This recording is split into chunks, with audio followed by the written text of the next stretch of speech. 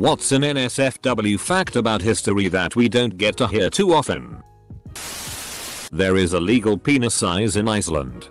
It's an old law from the Middle Ages after a woman was married off to a man and on her wedding night was so disappointed with how small his penis was that she took him back to the church to have an annulment. Because of her, a law was made that a man must be at least 3 inches while hard to marry. There is a wonderful documentary called The Final Member in which this is an actual problem. There is a carving on the side of the belfry in Ghent that depicts a man suckling the breast of a woman. The story is that the man was condemned to die unless he could prove his innocence by surviving imprisonment without food for 40 days. He could have visitors during his imprisonment, but they of course were checked for food. His daughter visited him every day. She was a wet nurse. He was let go after 40 days having survived. Roman troops were provided cow intestines condoms. In ancient Egypt, soldiers proved their battle prowess by presenting the severed penises of their slaughtered enemies. Traditionally, severed hands were presented. But in 1182 BC, Libyans and other allies invaded Egypt and were defeated by the army of Ramesses III. And Ramesses suspected that some soldiers were claiming extra credit by presenting the hands of women as well as the male soldiers. So he demanded penises instead. His victory inscriptions mention 535 foreskins and hands, and has images of the piles of the body parts at the Medinet Habu mortuary temple. We won the battle. DCKS or it didn't happen. Shi Peipu was a Chinese opera singer turned spy active during the 1960s. He pretended to be a woman for 20 years to seduce a French embassy employee and obtain classified documents. His charade went so far as to fake a pregnancy and purchase a child and pretend it was theirs. He managed to fool everyone, including his lover, for over 2 decades before finally being exposed to the world. Edit. The rest of the story. Apparently, it caused a massive uproar in French media. Like, how could this possibly happen? The diplomat, Boursicotte, tried to slit his own throat, but failed. Both were tried, found guilty and imprisoned for espionage. But they were soon released because the leaked documents were not all that important. Shi Peipu returned to being an opera singer in Paris, enjoying his notoriety to gain fame, before dying in 2009 at the age of 70. Boursicotte is reportedly still alive in a nursing home in Brittany, and their son is living in Paris with his family. Back during the Age of Sail, sailors would go months and months without any women or any privacy. When they'd get to port, hundreds of prostitutes would take boats out to the ships to greet the sailors, who would almost all have sex with at least one. This included the ship's boys. Like I said, there was no privacy at all. The crew would share one huge room. Dozens or hundreds of men sleeping in hammocks slung 28 apart. So the ensuing copulation took place in the wide open. Hundreds of people having sex all over the ship in plain sight. This wasn't a rare thing. It was almost universal. Though some more religious captains wouldn't let the prostitutes on board. STDs were therefore incredibly common. Side point. British sailors got a full ration of rum equal to 8 shots every day. If they were not long out of port, they got a full gallon of beer daily. When people complain about moral decay of society, it really just means to me that they don't know about history. Society is quite chaste today compared to much of the past. All the documentaries you see about hieroglyphs in ancient Egypt neatly avoid showing you the fertility rites where the pharaoh's phallus is inseminating the land. Edit. This is my most upvoted comment on Reddit ever, and the stack of awards was totally unexpected. It's not that they have any material value. It does show a measure of appreciation and I am humbled by your kindness. Thank you very much, all you wonderful people. Oh, circumflexia cute. Edit. The DLDO was created almost 1,500 years before the wheel. Priorities. Pope John XI was interesting. He became Pope in 955. His high points are: turned the sacred palace into a house, fornicated with, among others, his father's concubine, various widows and even his own niece. Castrated and then murdered a cardinal. Blinded and then murdered his confessor. Took payment for ordaining bishops and even ordained a 10-year-old boy as a bishop. Ordained a deacon in a stable. Refused to make the sign of the cross. Toasted the devil. Invoked the names of pagan gods while playing dice and when he lost. Used money from the papal treasury to pay off his debts. Granted, he was a teenager when he became pope. Thanks to his dad buying the office. But still. In line with some of the other horrible stories here. When the Roman statesman Sejanus, the Emperor Tiberius' right-hand man, fell from grace and was executed, the Roman people were eager to take their revenge on his family as well for all the tyranny he had put them through. So they decided to kill his young son and daughter as well. There was no real issue about killing the boy. But when it came to the young girl there was a sudden outcry. It was against all precedents to execute an innocent young girl. And above that, deeply impious to put to death a virgin maid. So they had the executioner pay her first. Mary Toft put baby rabbits in her vagina and then pretended to give birth to them to confuse doctors.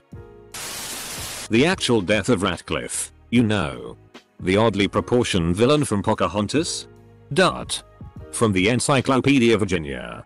The colonists, led by Captain John Ratcliffe, walked into an ambush. About 33 men, or 2/3 of their number, were killed. The Indians captured Ratcliffe, and their women skinned him alive using mussel shells. Ferdinand VI of Spain had a huge dong.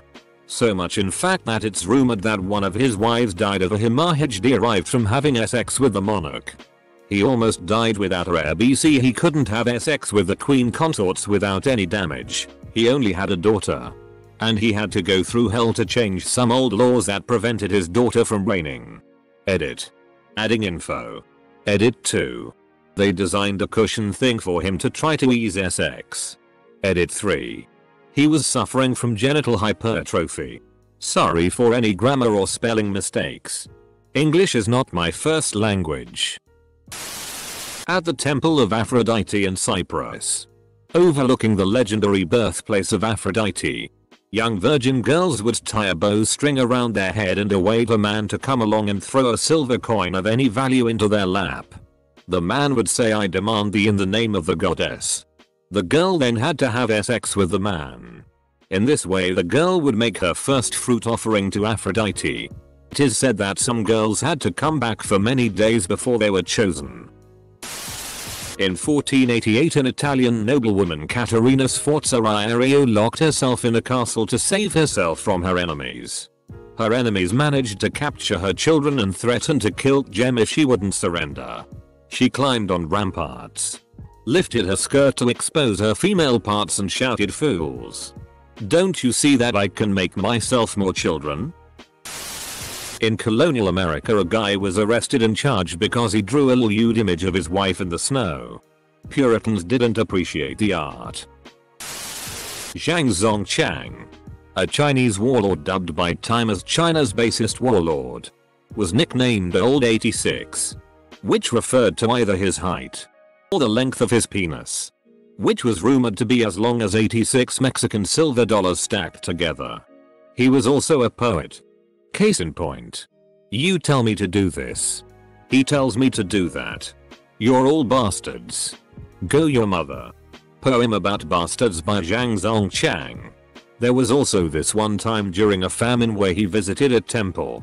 And, instead of praying and offering gifts, slapped the temple's statue and said, "Your sister.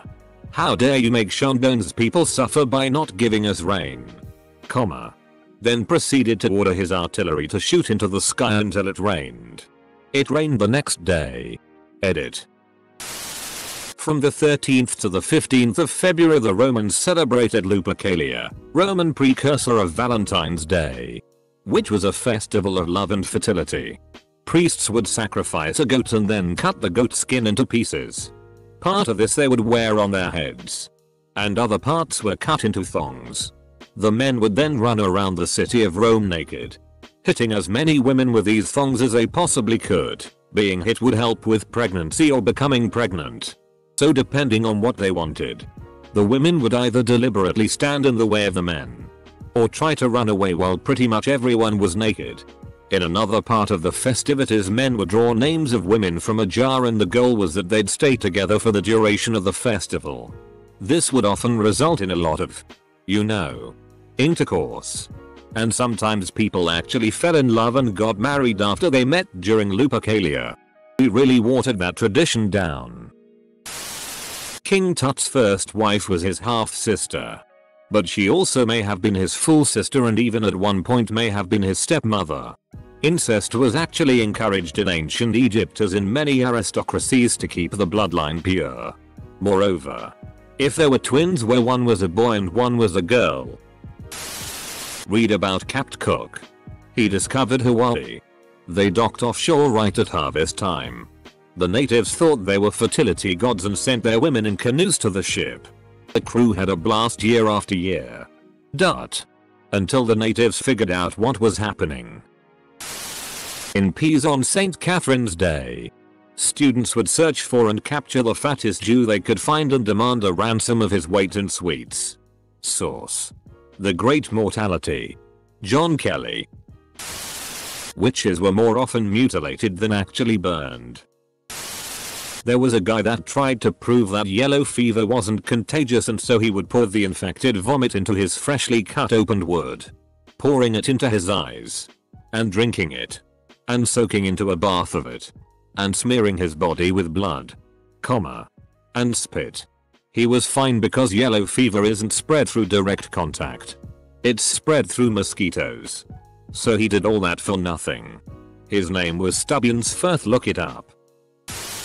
A lot of people banged in the White House on the day of Andrew Jackson's inauguration. French modern philosopher Michel Foucault, in addition to studying crime and deviance in a criminology sense, also applied his theories on punishments to his fascination with BDSM. Having also written a number of kink-based works, he eventually moved to San Francisco and partook in gay bathhouses, notorious for casual sex. He eventually caught HIV, and some have speculated it may be written somewhere, that he purposely contracted it as some sort of poetic social commentary. Oddly, I learned this stuff while getting my administration of justice major and studying corrections. Lol. In ancient Egypt they held a fertility festival each year, and at this festival it was the pharaoh's responsibility to strip down and jerk off into the Nile. Edit. Should also mention that once the pharaoh had finished, men in the crowd were encouraged to step forward and join in. According to their mythology, the Nile was created when one of the gods jerked off. It's a river of god spudge. The deadliest female serial killer in US history had murdered 35 people with an axe by the time she was 18 years old. Dear Diary, my teen angst bull now has a body count. Edit. I needed a smile yesterday. And you guys loved my movie quote. Thanks. In 1511 a bunch of people in Brussels took part in the building of 110 vulgar snowmen as an act of protest. Edit. It's known as the Miracle of 1511 if you want to know more. Romans loved depicting sexual acts on many everyday items, like oil lamps, combs, bowls, etc. You often see images of people eyeing, like PRN, but in daily life. During wartime some armies would wipe on their spears so that when they stabbed/slashed enemies they'd get that extra poison damage. In medieval times, they would sling dead animals via catapults to spread disease, which was devastating in those times due to lack of proper medicine. It seems biological warfare was the world's actual first weapon of mass destruction. Edit. Thanks for Blobby Seal Award. You know that one psychologist guy, Freud? Well, one time he was tasked with finding the testicles of an eel. So he got literally hundreds of eels so he could find their balls.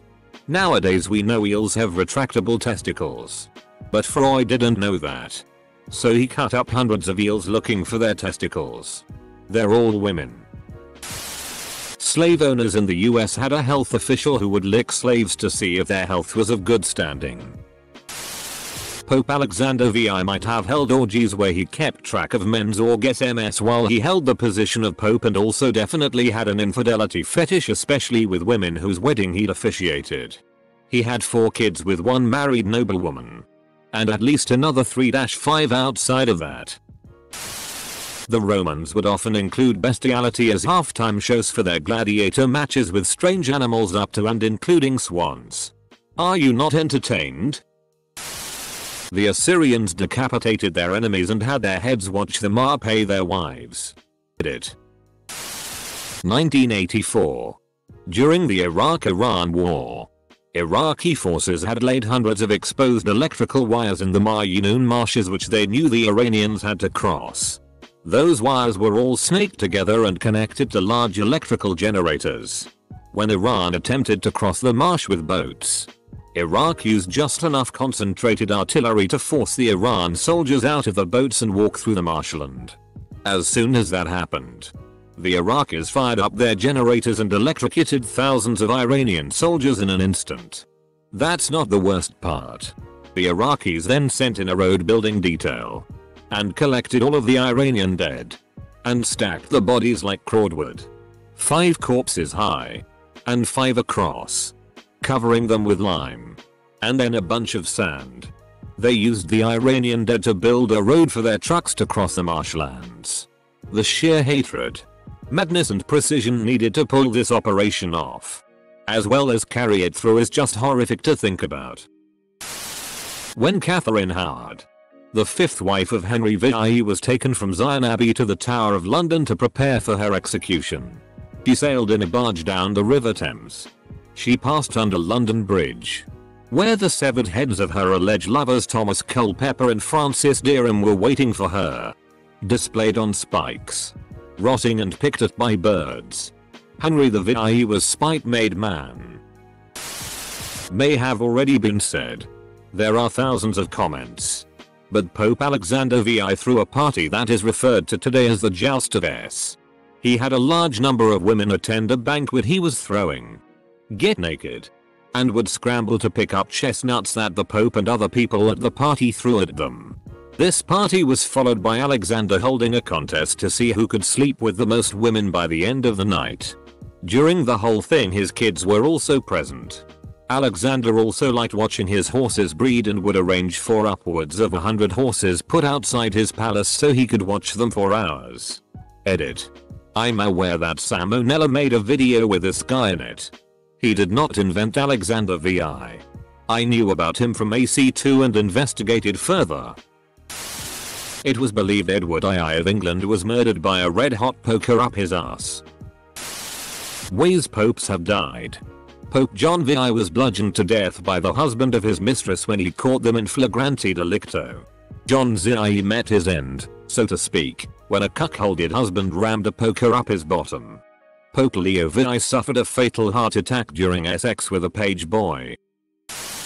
This thread is half fun silly things and half horrible atrocities. What a freaking rollercoaster, man. I've read so much about Lyndon B. Johnson's cock on Reddit, it's unreal. The author of Frankenstein lost her virginity on top of her mum's grave. It was a graveyard smash. Mary Shelley. Victor Hugo, the guy who wrote, among other things, a misregistered sign Rables in The Hunchback of Notre Dame, was a sex addict. He claimed he and his wife had sex 9 times on their wedding night. When she got bored with this, and I don't blame her for that, it just all sounds way too much. He proceeded to go and bang everyone and everything that caught his eye. When he died, the brothels in Paris were closed down for the day so all the prostitutes could go and pay their respects to him. Fittingly, Paris apparently experienced a mini baby boom 9 months after his funeral, which 2 million people attended. Benjamin Franklin had a fart fetish. Benjamin Franklin was also a emphatic fan of having sex with older women and would write letters to others recommending it. He said they had experience and enthusiasm. Edit. Catherine the Great had a lot of phallic furniture. Edit. A French president died from a blowjob. Edit. Well, he had a heart attack while getting a blowjob. But the way I said it first sounded more funny in my head. Quite literally got his soul sucked out of him. The can-can dance was considered very scandalous and obscene because it required high kicks, and women of that time wore pantalettes which had an open crotch. According to records, King Gejong of the Shilla Kingdom had an 18-inch dick. Edit. I think the focus should be that they wrote it down as such. Not that he actually had one. That hurt my cervix even reading it. F registered sign licks foray. The French president in 1899 died in LLS registered sign E while being with a prostitute. Georgios Karaskakis, Greek general during the Greek War of Independence, was at one point arrested by the Ottomans and asked to surrender. Karaskakis was known for swearing a lot. His response was, "Sparta is a treasure trove for this kind of thing." Sparta's marriage rituals involved the kidnapping of a girl, then dressing them in men's clothing and shaving their heads so they looked like a man before having sex with them. In the 50s, the KGB tried to blackmail the Indonesian president by getting him to come to Moscow, where a bunch of girls got him to have sex with them. When the KGB showed him the video, he asked for extra copies, saying the Indonesian people would be proud. Edit. This is the first comment I've ever made to get 5k karma. I really thought I might have been too late, but it really blew up. Thank you all so much for the karma and awards. Kind strangers. Edgar Allan Poe married his 13-year-old cousin when he was 27. In the 19th century, women were prescribed cocaine tampons to relieve pain from menstrual cramps. It is speculated that the crotches part of the armor, codpiece, was enlarged. Not to make the knights and king's junk look bigger, but to alleviate the pain caused by syphilis when their genitals made contact with the metal pieces. Syphilis. It's quite interesting how prevalent syphilis was. Blackbeard and his crew of pirates had a special horn that they used to insert into their urethra. This was then used to flush in mercury, which was believed to be the cure for syphilis. In the 1880s and 1890s, the French Dr. Brown-Sequard claimed to have successfully treated a number of diseases, including neurological complications of syphilis, by injecting testicle juice under the skin. Not NSFW but James Buchanan, US President, never cohabitated with his wife, and after his death several love letters were found that he had written to his assumed lifelong male partner.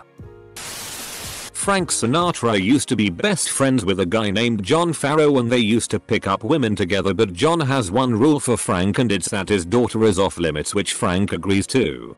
Well, Frank falls in love and marries Ava Gardner, and old sneaky John ends up putting the moves on her, so what does Frank do to get him back? He ends up buying and marrying John's daughter Mia. Gandhi sleeping naked with young girls in ashram to test his celibacy. How about the fact that Pocahontas was like 9? Or that Christopher Columbus sold 9-14-year-old girls as sex slaves? Bonk, go to horny jail. The fact that Christopher Columbus committed a mass genocide of the actual people living in America, which he supposedly discovered. Him and his men gang up, had all the women and killed the children just so that the whole world can remember him as the great Columbus, and the Americans celebrate Columbus Day in his honor. During the RPA of Nanking, there were accounts of Japanese troops forcing families to commit incestuous acts.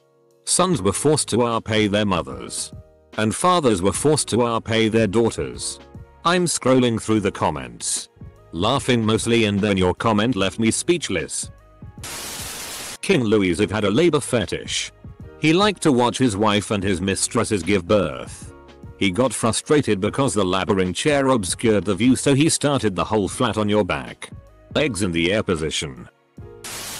Not as raunchy as the other posts, but there was the gin craze of England in the early 18th century. Basically, English distillers had more freedom to make gin and sell it cheap. People had more money to spend on things like alcohol, and they sold gin in full pint glasses. This led to an extended period of extreme public drunkenness among the English. leading to everyone being constantly drunk and almost bringing their society to a halt. I recommend the episode on the Dollop podcast that covers it. Gets crazy during this time. Anne Frank's diary was censored for her privacy. She wrote many entries about masturbation and her bestiality. Her father cut those out. When I visited in Pompeii, I saw many dicks on the buildings. The ancient Romans believed they bring good luck. During Hitler's reign they also had a whole science study on twins. One of survivors along with her sister, Eva and Miriam, were subjected to disease and torture. Led by physician Joseph Mengele. The program turned twins like Eva and Miriam into unwilling medical subjects in experiments that exposed about 3,000 children at Auschwitz-Birkenau to disease, disfigurement and torture under the guise of medical research into illness, human endurance and more. Twins were separated from the other prisoners during the massive selections that took place at the camp's massive train platform and whisked off to a laboratory to be examined.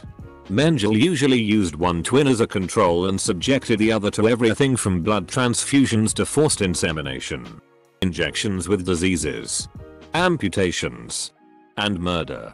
Those that died were dissected and studied. Their surviving twins were killed and subjected to the same scrutiny. So yeah, must have sucked having a twin back then. Straight Roman dudes used to make other straight Roman dudes suck them off to pay off social or financial debts. Napoleon's penis was sold at an auction house, a small shrumpled object.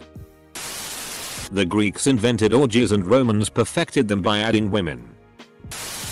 According to the historian Procopius, Theodora, Empress of the Byzantine Empire and wife to Justinian the Great, was a tremendously successful prostitute in her early adulthood, and that is supposedly how she captured the attention of the emperor for marriage. One of her performances was described as lying on a stage naked with bird seeds piled over her groin as a goose was released and allowed to eat the seed. Jallianwala Garden Massacre. On Sunday, the 13th of April 1919. Dyer, convinced a major insurrection could take place, banned all meetings. This notice was not widely disseminated, and many villagers gathered in Thaibaga to celebrate the important Indiana festival of Baisakhi, and peacefully protest the arrest and deportation of two national leaders, Satapala and Saifuddin Kitkliu. Dyer and his troops entered the garden, blocking the main entrance behind them, took up position on a raised bank, and with no warning opened fire on the crowd for about 10 minutes. Directing their bullets largely towards the few open gates through which people were trying to flee, until the ammunition supply was almost exhausted. The following day Dyer stated in a report that I have heard that between 200 and 300 of the crowd were killed. My party fired 650 rounds.